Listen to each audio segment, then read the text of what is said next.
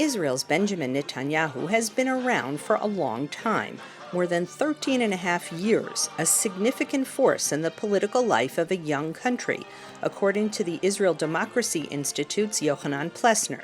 Many young Israelis that are now going to vote for the first time in these elections do not know any other reality as long as they have their consciousness, a reality that Netanyahu is not prime minister.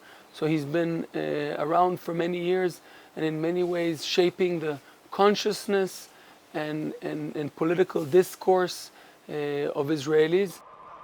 The conservative Netanyahu was first elected in 1996 after a wave of Palestinian terrorist attacks, although one of his early acts as prime minister was meeting with Palestinian leader Yasser Arafat. For most of his right-wing political career, Netanyahu has focused on military and security issues, warning Israelis and the world about the danger of Iran's nuclear ambitions. He has outlasted many U.S. presidents, including Clinton and Obama, with whom he had a strained relationship. Netanyahu is especially close to President Trump, and he has taken credit for Trump's decisions to move the U.S. Embassy to Jerusalem and recognize Israeli sovereignty over the Golan Heights. Netanyahu is facing a wave of criminal corruption allegations that could eventually force him to resign. Analysts see Netanyahu imitating Trump in some ways, like claiming he is a victim of the fake news media.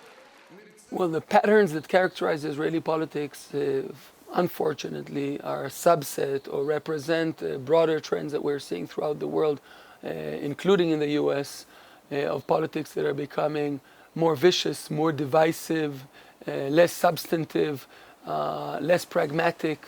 Netanyahu was an experienced politician that in many ways imported American-style politics into Israel.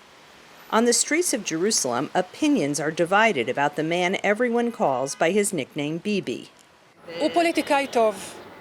He's a good politician. There are people who know how to sell ice to Eskimos. He's one of them. He knows exactly what people want to hear. Security, I would say that he's more cautious of taking tough actions, whether it's a war or operations and so on.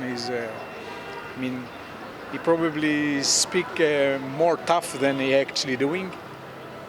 I think that Netanyahu is so popular because there are, frankly, a lot of people who have a lot of fear, and I think he plays on that fear.